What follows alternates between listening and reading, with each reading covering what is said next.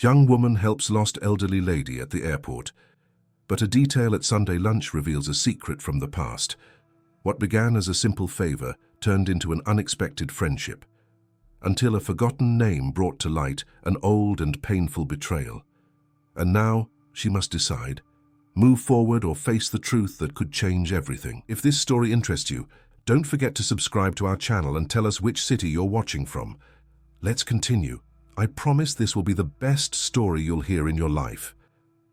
The deafening noise of New York's JFK International Airport echoed through the corridors as Melissa walked hurriedly, her sandals making a rhythmic sound against the cold floor. At 28, she had developed the art of navigating crowds with the precision of someone who was always in a rush.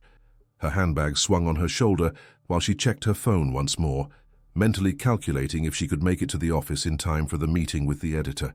That's when she saw the lady. Standing in the middle of the busy corridor, holding a crumpled piece of paper in her trembling hands, Helen looked around with an expression of complete confusion. Her grey hair was slightly disheveled, and she wore a navy blue coat that seemed too big for her small frame. People passed by her as if she were invisible, each absorbed in their own urgency. Melissa hesitated for a moment. The meeting was important, perhaps the most important of her career as a freelance screenwriter. But something in the woman's fragile posture made her stop. "Do you need help, ma'am?" she asked, approaching carefully. Helen raised her eyes, and Melissa saw a mixture of relief and embarrassment there. "I'm trying to find gate 17. My flight leaves in 40 minutes, but these corridors all look the same." Melissa smiled, gently taking the paper from the lady's hands and examining the boarding pass. "Don't worry, it's easy to get lost here. Gate 17 is in the next terminal. I'll take you there."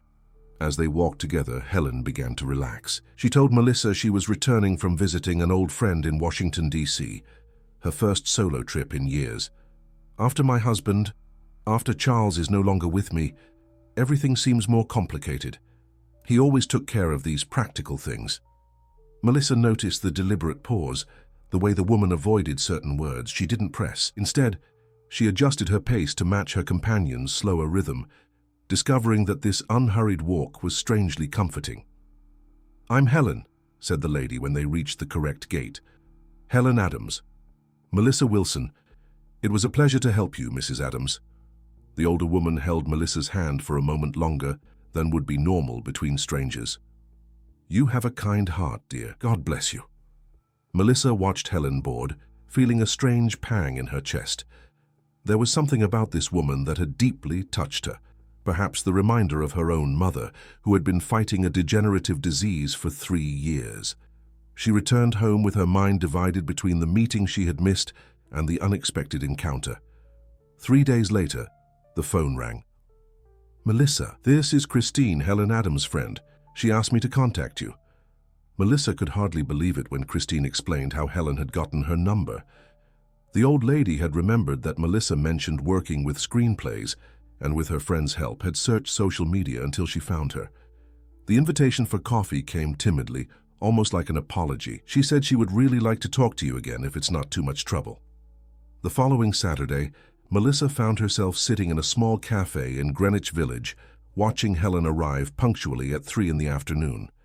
The woman looked different, more put together, as if she had carefully prepared for the meeting. "I hope you didn't find my invitation strange," said Helen, her nervous hands adjusting her purse on her lap.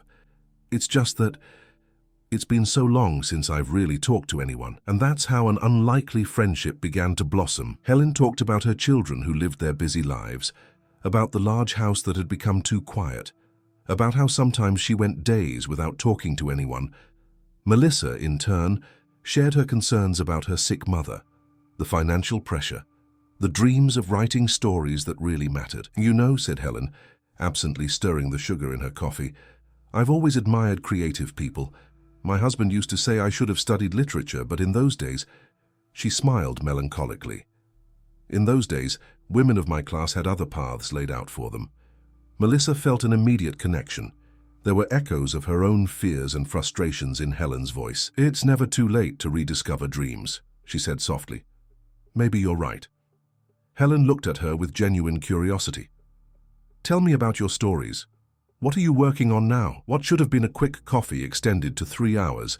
They talked about books, movies, about the loneliness that each carried for different reasons. When they said goodbye, Helen made another invitation, this time with more confidence.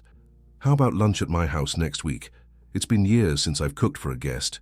It would be a joy to have you there." Melissa accepted, not imagining that she was about to enter a story that would change the course of her life. As she walked through the streets of Greenwich Village, she felt something she hadn't experienced in a long time, the sensation that she wasn't alone in the world.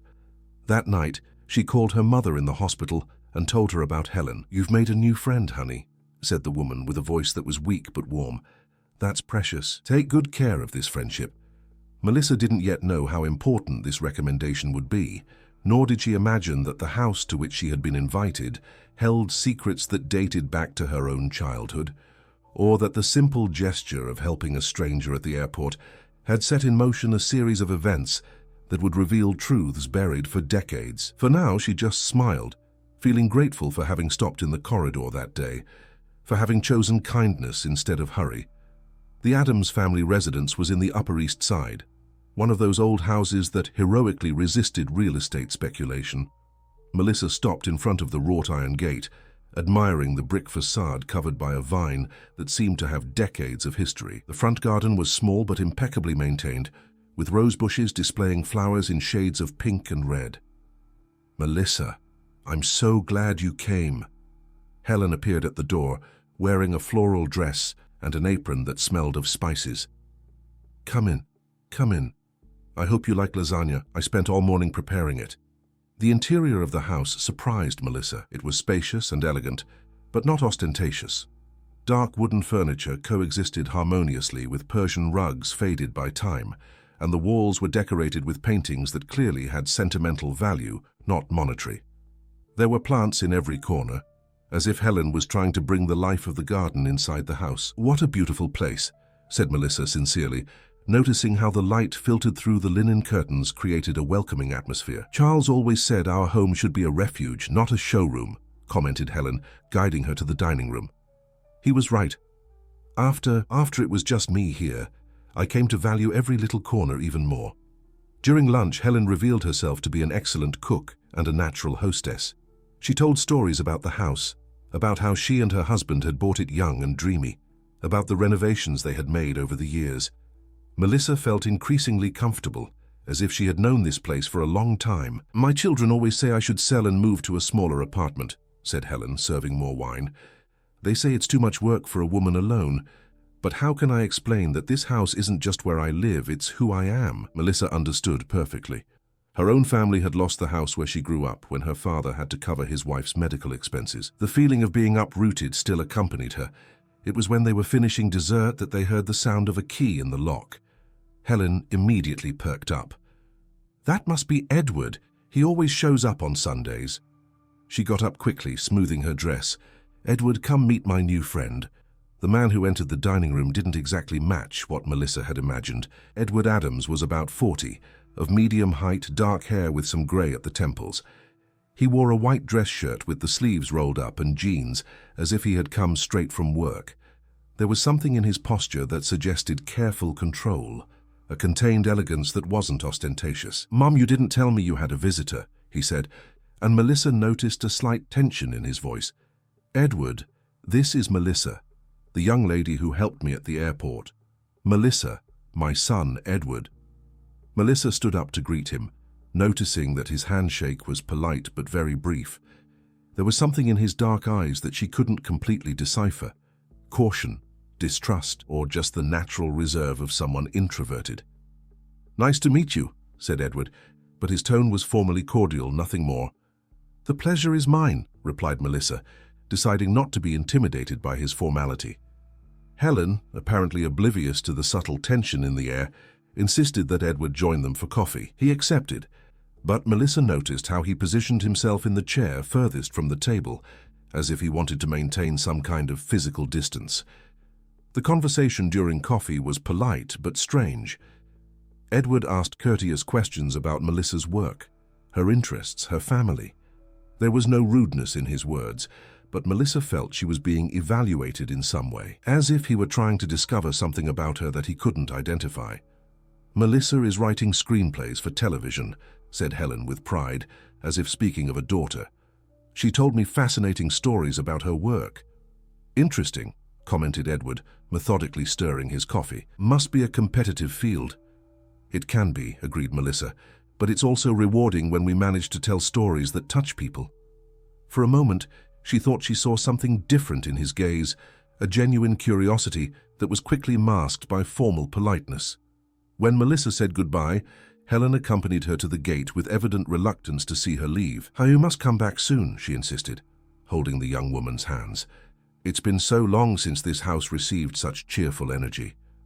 "I'll definitely be back," promised Melissa sincerely. "Thank you for the wonderful lunch." While waiting for the taxi, Melissa heard voices coming from the house. She couldn't make out the words, but the tone of the conversation between mother and son seemed tense. Edward spoke softly, but with an intensity that she could perceive even from a distance. Helen responded more agitatedly, as if defending herself from something. On the way back home, Melissa couldn't stop thinking about the encounter. Helen had shown herself to be even more affectionate and welcoming, but Edward was an enigma. There was something about him that intrigued and at the same time slightly bothered her. It wasn't exactly antipathy, but a kind of silent judgment that she couldn't understand. That night, while working on a screenplay for a drama series, Melissa found herself thinking about the family dynamics she had observed. She knew this type of tension well from her own family experiences, but there was something specific about the Addams house that she couldn't identify. Her phone rang. It was Helen. "Melissa, dear, I hope you don't mind me calling so late. It's just that I wanted to apologize if Edward seemed a bit formal today. He's just like that, very reserved. Since he was little, he was introspective, and after his father, well, after it was just us, he took on many responsibilities." Melissa was touched by the concern in the woman's voice. "You don't need to apologize, Mrs. Addams. I completely understand. Each person has their own way of being." "You're very understanding," sighed Helen. "That's what I like about you. You don't judge, you just accept people as they are." After they hung up, Melissa stayed awake for a long time, looking at the ceiling of her small apartment. There was something about the Addams family that awakened her professional curiosity as a screenwriter, as if there were layers of history waiting to be discovered. But more than that, she felt an emotional connection with Helen that she hadn't experienced in years. She didn't yet know that her intuition was correct, that that house held secrets that dated back to decades past, or that her presence there had awakened memories and fears that Edward kept carefully buried. For now, she just allowed herself to enjoy the feeling of having found a true friend, someone who made her feel less alone in the world. The weeks that followed established a comforting routine. Melissa visited Helen twice a week, sometimes for elaborate lunches, other times just for conversations accompanied by tea and homemade cookies. The house in the Upper East Side had become a refuge where she could temporarily forget her financial worries and her mother's delicate condition. Edward appeared sporadically during these visits, always polite, always formal, but Melissa began to notice nuances in his behavior. Sometimes she caught him observing her with an indecipherable expression, as if trying to solve a complex puzzle. Other times, when Helen left the room to get something from the kitchen, he would ask subtle questions about Melissa's life, her family, her intentions regarding friendship with his mother. "Do you work only with screenplays?" he asked on one of these occasions while Helen was answering the phone. "Mainly, but I also do some copywriting to pay the bills," replied Melissa honestly. "It must be difficult to maintain financial stability in that area." Melissa stared at him, feeling a twinge of irritation. Like any creative profession, it has its challenges. Edward nodded, but she realized that he was mentally filing this information along with others he had collected about her. The tension came to a critical point on a Thursday afternoon. Melissa had arrived earlier than agreed and found Edward talking to an older man in the living room. The conversation was abruptly interrupted when she entered. "Melissa!" Helen appeared from the kitchen looking slightly nervous. "You arrived early, Edward. This is your Uncle Richard, your father's brother." "Richard, this is Melissa, my dear friend." Richard Addams was a man in his 60s with a grey mustache and a posture that betrayed decades of authority. He greeted Melissa politely, but she noticed the evaluative look he exchanged with Edward. The conversation during the snack was strange, and punctuated by uncomfortable silences. Richard asked some questions about Melissa's family, showing particular interest when she mentioned that she had grown up in the north side of the city. North side? Interesting, he murmured, as if this detail confirmed something he already suspected. After Richard left, Melissa noticed a change in the atmosphere of the house. Helen seemed worried, and Edward remained longer than usual, as if he wanted to monitor the situation. Later that week, Helen called Melissa with a tearful voice. "Dear, can I count on you? I'm feeling a bit lonely today."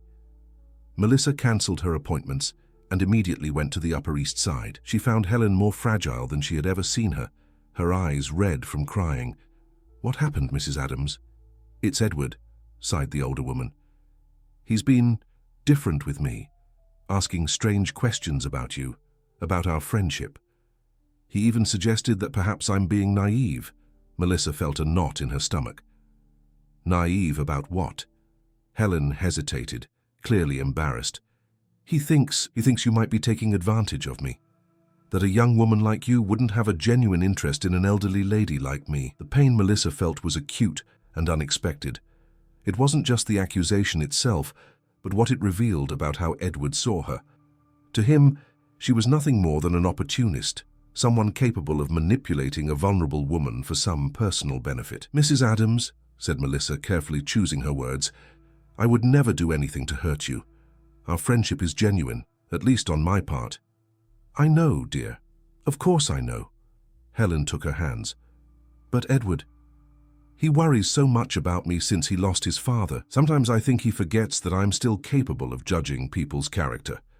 That night, Melissa had a difficult conversation with herself. Part of her wanted to confront Edward directly, demand that he explain his suspicions. Another part considered quietly stepping away, to spare Helen from having to choose between her son and her friend. But the strongest part of herself refused to be intimidated by unfair judgments. The opportunity for a confrontation arose the following Sunday. Melissa arrived for the weekly lunch and found only Edward at the house. "My mother had to go out to handle some banking matters," he explained, but didn't invite her in. "Maybe I should come back another day," suggested Melissa. "Actually, I think we should talk." They sat in the living room, the same one where Melissa had felt so welcome during her first visits. Now the environment seemed charged with tension. "I'll be direct," began Edward.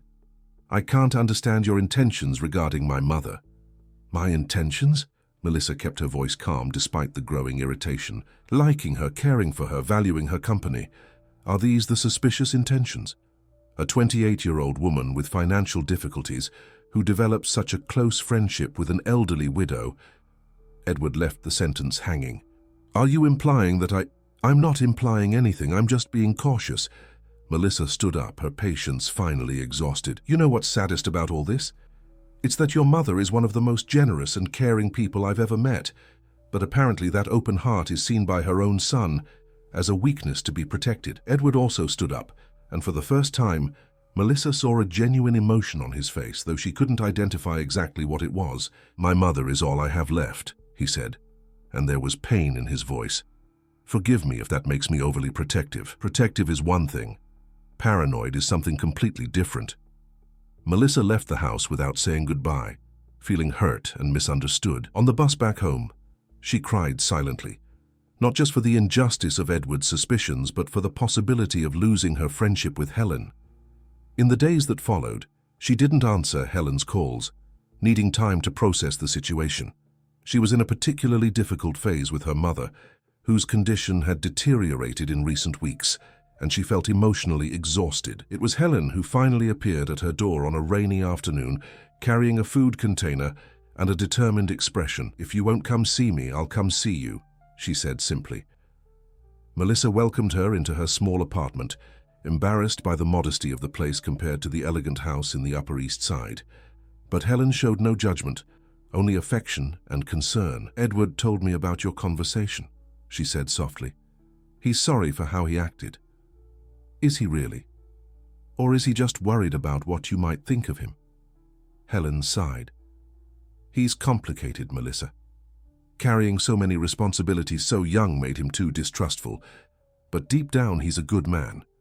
Melissa wanted to believe that, but the hurt was still fresh. What bothered her most was that, despite everything, there was something about Edward that sparked her curiosity. In the few times he had lowered his guard, she had glimpsed an interesting man behind the excessive formality. "Go home, Mrs. Adams," asked Melissa gently. "Our friendship is too important to be damaged by family misunderstandings." And so, gradually, the routine of visits was resumed. Edward continued to appear occasionally, but now maintained a polite distance from Melissa.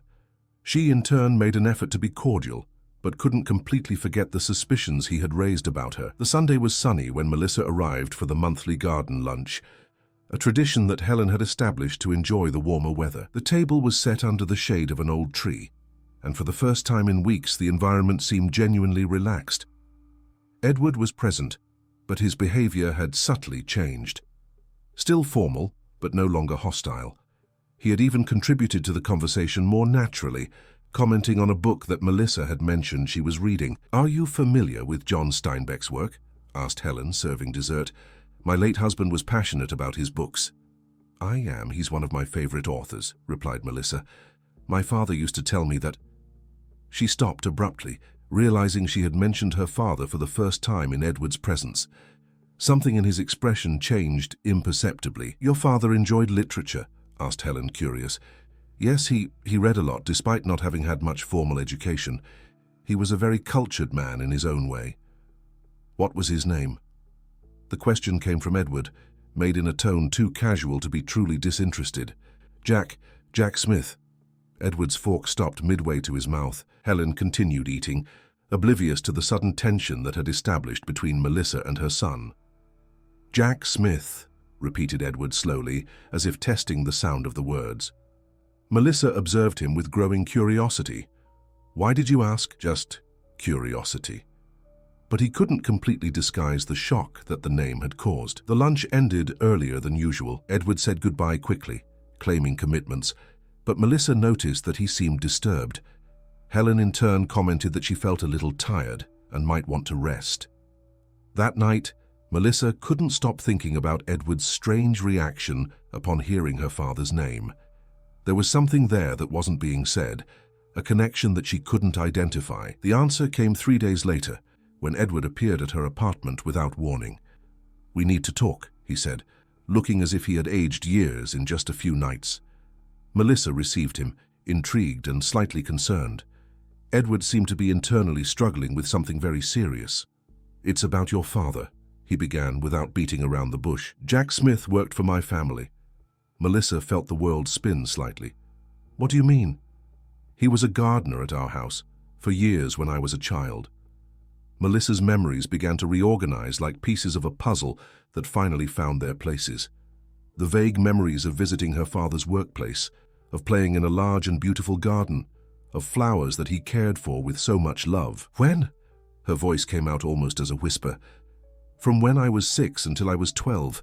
He stopped working there in 1994. Melissa did the calculations quickly. 1994. She was 8 when her father had lost that job he had loved so much.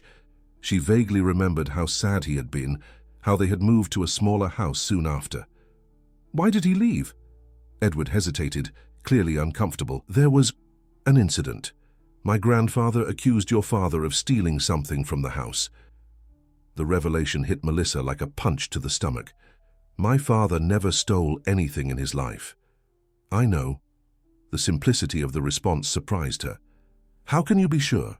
Edward ran his hands through his hair, a gesture that revealed his internal agitation. "Because I remember him. I remember how he took care of the plants, how kind he was to me. I remember you too." "Me?"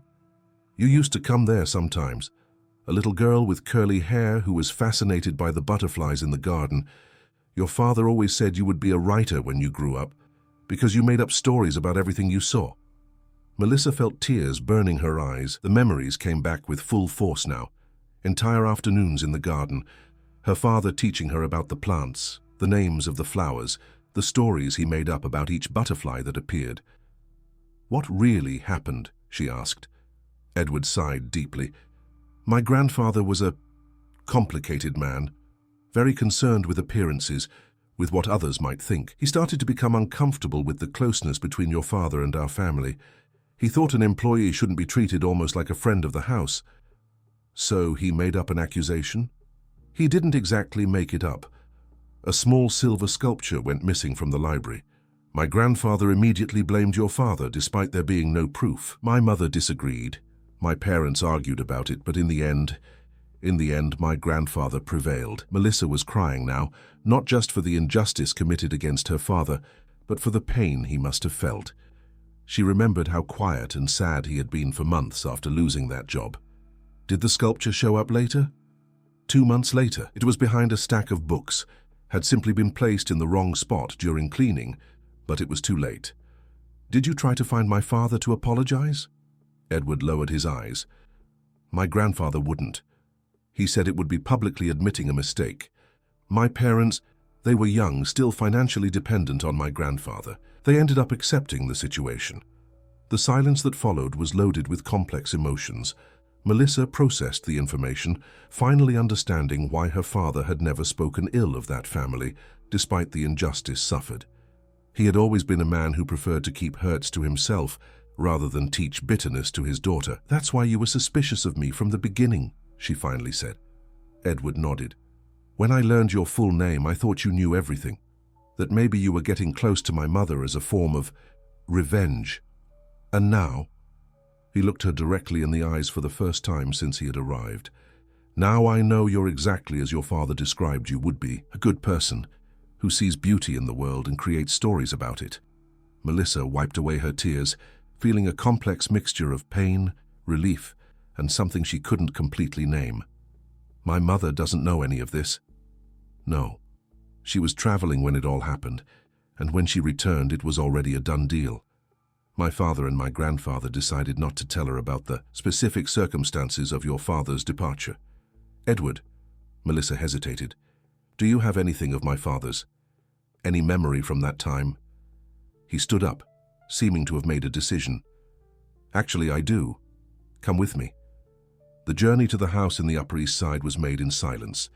Edward seemed nervous, as if he were about to open a door that he had kept closed for decades. In the attic of the house, among dusty boxes and old furniture, Edward found a small wooden box. When your father cleaned out the little room where he kept his tools, he forgot this, he explained, handing the box to Melissa. Inside was a small notebook, some seeds stored in paper envelopes, and a faded photo. Jack smiling next to a small, curly-haired girl, with a boy watching a butterfly perched on his finger. On the back, written in her father's careful handwriting, the words, "Some seeds take time but bloom even in the most unlikely soil." Melissa and Edward, summer of 1993. Melissa held the photo with trembling hands, feeling as if a circle was closing after 3 decades. He never held a grudge, she said softly. Even at the end of his life, when he talked about plants, he fondly remembered the time he worked in a beautiful garden where I could play. Edward looked at the photo over her shoulder. I remember that day. You had created a story about how butterflies were messengers between the flowers. They descended together, carrying not just the box, but a new understanding between them. It wasn't just about the past that had been revealed, but about the present that could now be rebuilt on foundations of truth. Helen found them in the living room, and Melissa decided to tell her everything. The older woman cried upon learning of the injustice committed against Jack and embraced Melissa as if wanting to ask forgiveness on behalf of the entire family. Now I understand, said Helen, why I felt so connected to you from the first moment. Your father left a good mark on this house, even if he departed in an unfair way. 6 months later, Melissa and Edward planted a rose bush together in the garden in honor of Jack. There was no longer tension between them, but something different had been born during the long conversations about the past, forgiveness, and second chances. Edward had decided to study landscape design, discovering a passion for plants that he didn't know existed. Melissa had finished the screenplay she had been postponing for years, a story about unlikely encounters and inherited wounds that find healing in simple gestures. On the day of the project's launch, in a small ceremony at home, Melissa revealed the title, The Seed of Silence, dedicated to the man who planted more than flowers. Melissa's mother's health improved significantly, and she was able to move to an apartment near the house in the Upper East Side. where she now spent her afternoons helping Helen with the garden and listening to stories about the time when Jack took care of those same plants. During the celebration dinner, Edward surprised everyone, especially Melissa, with an unexpected request. It wasn't dramatic or grandiloquent, just sincere. A proposal that they build something new together, based on the honesty that now existed between them. "With one condition," said Melissa, smiling through tears, "that you never stop touching the earth." A few months later, in a discreet ceremony in the garden, under the same tree that had witnessed so many seasons, the cycle completed not as an ending, but as a conscious beginning. Before the first kiss as husband and wife, the retired gardener who had replaced Jack handed Melissa a photo he had found among old plants. A smiling man holding a girl in his arms, while a boy watched fascinated as a butterfly perched on his finger. The caption, handwritten in the familiar writing, said, "Some seeds take time, but bloom even in the most unlikely soil." That night, walking among the rose bushes they now cared for together, Melissa and Edward understood that the love that had grown between them hadn't come from intense promises, but from small gestures that defied time, prejudice, and silence. The gardener had planted more than he knew, and his seeds had finally blossomed in the soil that had once rejected him, proving that some encounters are inevitable, even when they take 3 decades to happen. The end. Dear listeners, we hope the story of Melissa, Edward, and Helen has touched you deeply. This narrative about forgiveness, second chances, and the transformative power of true love was created especially for you, who seek stories that warm the heart and renew faith in the encounters that destiny holds for us. If this story managed to move you as much as it moved us in creating it, don't forget to show your appreciation by leaving a like on this video and subscribing to our channel. Your comments are very important to us. Tell us which part of the story touched you the most and what lessons you'll take to your own lives. Every day we bring unique narratives that explore the complexity of human feelings, stories of overcoming, love, and hope that can transform your day. Don't miss our upcoming content. They're full of emotion and valuable teachings. Until the next story, and remember, sometimes the most beautiful seeds bloom in the most unexpected soil.